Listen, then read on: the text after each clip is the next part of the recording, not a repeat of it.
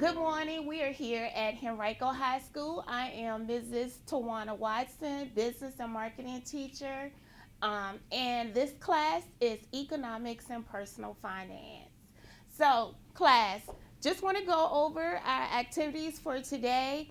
The warm up is an invest in practice, and you all should have already done that because that's what we do when we come in. I am going to go over the question of the day. As a reminder, you know the question of the day is related to personal finance, but not necessarily the topic that we're going over. We're also going to talk about diversification, and then you're going to get an opportunity to see if you can beat the market. So you're going to do an interactive game activity where you're going to try to invest in the market, see how much money you can make. So let's get started with the question of the day first. All right, so let's think about this, and I need everyone to think and share your thoughts. The question is, what percent of 18 to 29-year-olds are investing in the stock market? So we're thinking about, and before you all start to answer, think about what 18 to 29-year-olds are probably doing during that time. And do you think what percent out of 100 would actually be invested in the stock market? Yes. This is it like of 2024, 2025? 24, 25%? Anybody? No, like what year would this have to be? Okay, we're talking now. Yeah. In 24. Okay, I'm going with like around half. About half, 50%? Okay, yes. 40%? 41%? 25%? Okay. Anybody think it's more? Yes. 60%. All right. Anybody think it's less than 25%? Oh, yeah, because I feel like a lot of 18 to 29-year-olds don't have a lot of money to invest in stuff. Okay. So you think it's less. All right, so let's see what it is. So 41%. Okay. Now, 41%. So a lot of you all may not be able to see this, but they have in here the number of people that they polled for this, and that age range was 137. One thing I do want y'all to know, from ages 30 to 64, that's where the higher percent of people that are investing. And we can talk about that a little bit more about what people are doing at that time.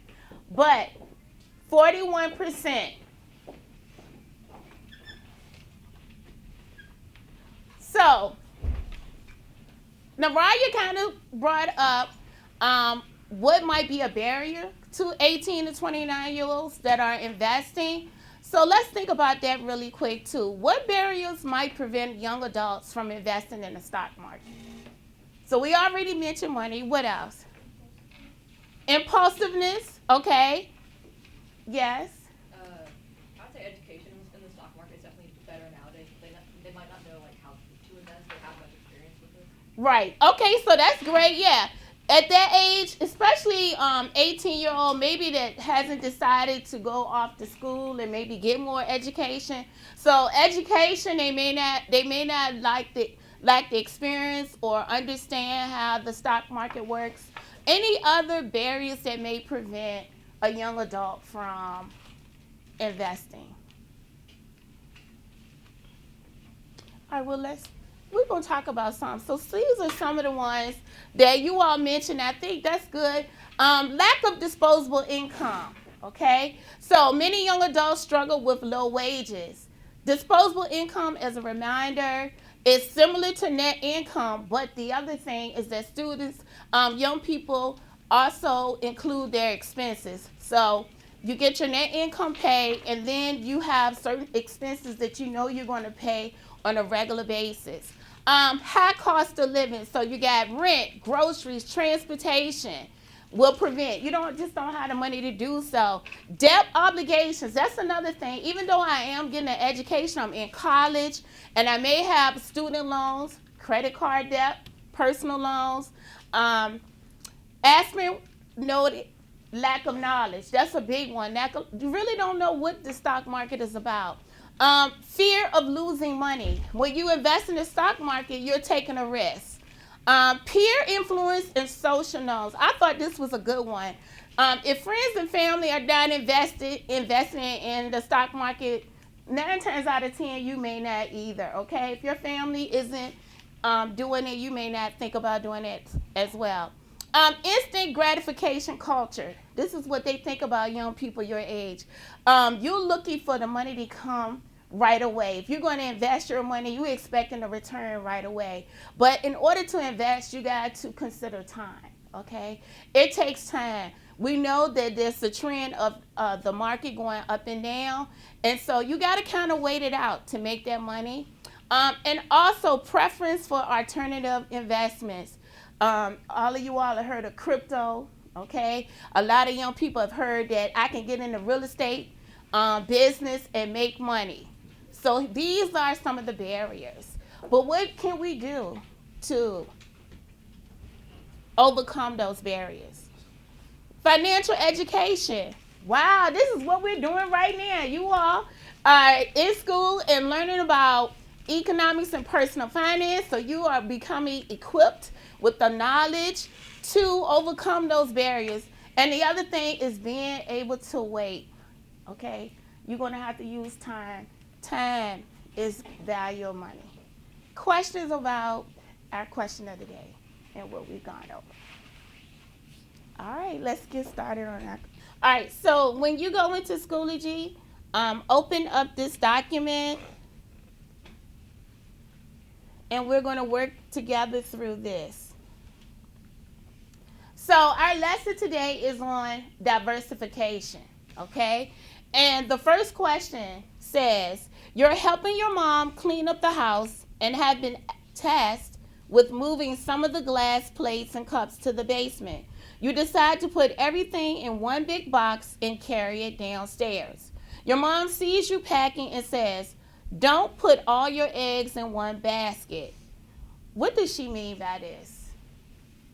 Don't put all your eggs in one basket. I'm going to give you time to think about it for a moment.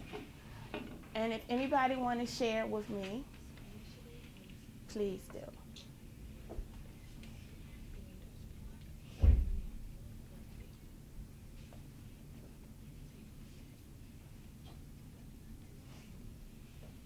All right.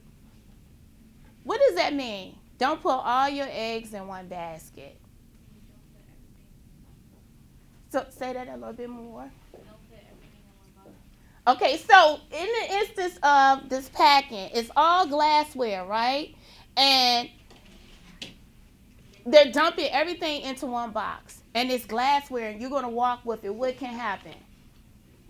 It'll break, okay? And then you've lost the damaged goods. You lost those items. So diversification. So when we're talking about investing, how might that relate to investing? Don't put all your eggs in one basket. Yes. Like if you invested all in one stock and that stock like really tanks, then you just lost all your money. But if you have it across the different stocks, if one goes down, you still have like a safety net. Very good. So I'm going to repeat what Asma said. So what Asma says is in relation to investing, we don't want to put all of our money into one type of investment, because if it does not do well, and she used the word tank, then we could lose everything that we put into it, okay? But if we decide to put some of our money into stock, into bonds, into real estate, now we spread our money amongst different types of investments. So if one is not doing so well, the others will help alleviate your stress, okay? And diminish the risk that you're taking in investments, all right? So I'm going to show a quick video on diversification, the power of diversification. But first, before we do it, like we always do, I want you to be thinking about how to answer those questions. So the first thing is we're going to watch this video to learn about the difference between diversifying by asset class and diversifying across investments.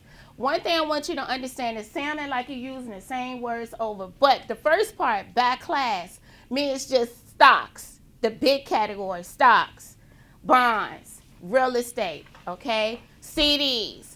Then diversify across the investment itself. So with that, if I use stock as an example, then we're saying I'm not just putting all my money into one type of stock, okay? If I like Nike and I like Disney, then I'm going to purchase different types of stock, okay? Different types of bonds. So that's what we mean by diversifying across investments. So the questions we need to answer are, how does diversification lower the risk you take when investing? Explain what it means to diversify by asset class. Then we're also going to explain in our own words what it means to diversify across investments. All right. Then the last one says the video mentions that diversification doesn't guarantee that if one investment goes down, another will go up to make up for it. So why is it still a good idea to diversify? Diversification might be one of the most used and misunderstood words in investing. In this video, we'll discuss what diversification is and how you can use it to build your portfolio. Diversification is the attempt to reduce risk by spreading your investments across a variety of different asset classes, like stocks, bonds, and cash. The idea is that with the right diversification, some of the investments in your portfolio will be going up, while others are going down, giving you overall market returns and a smoother ride over the long term. In general, there are two main ways to diversify: diversifying by asset class and diversifying across investments.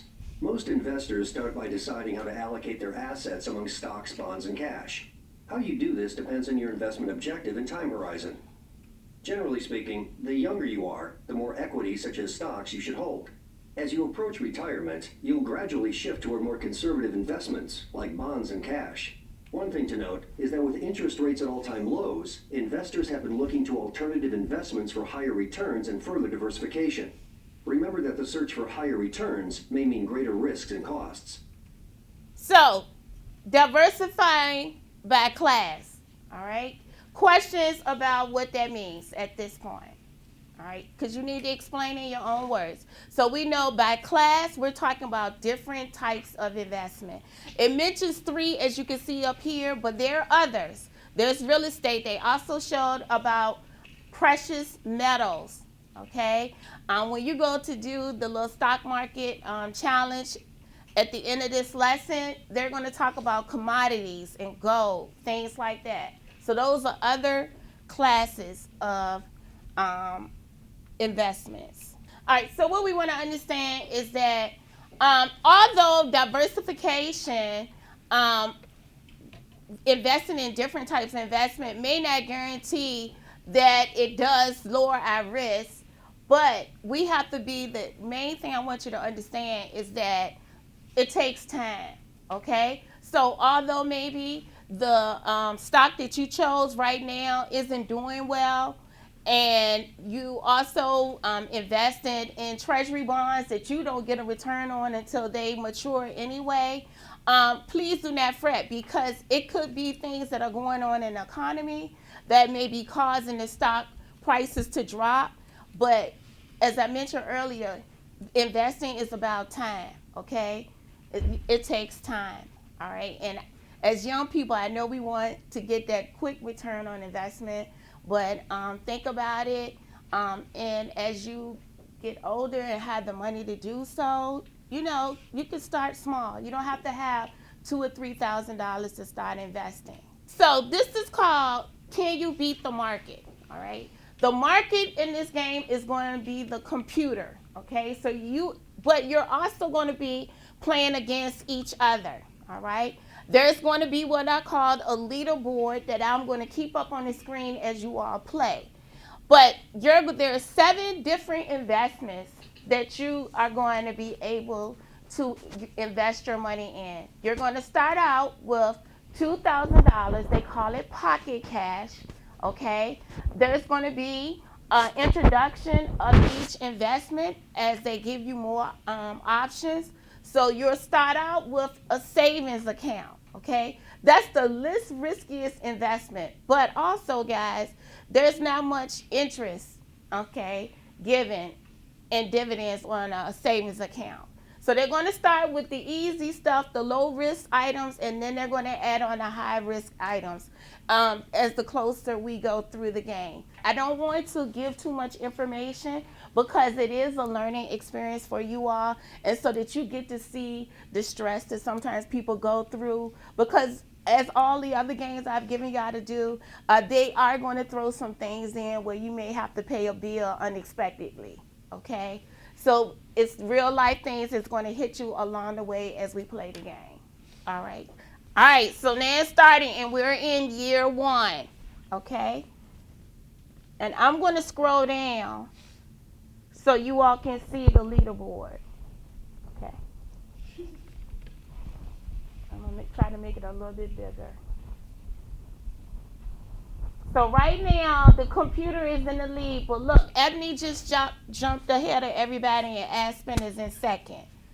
So you can see what's happening.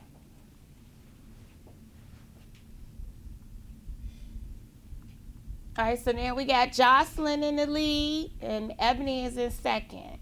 What's the next type of investment?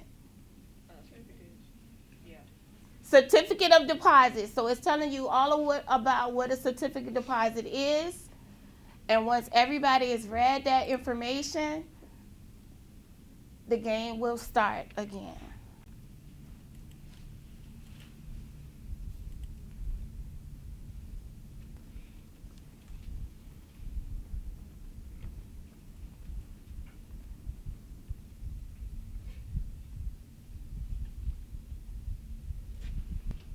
What is impressive while y'all are doing this is that the computer is not in the lead. My last class, the computer stayed in the lead the whole time, but you all are really understanding what it looks like.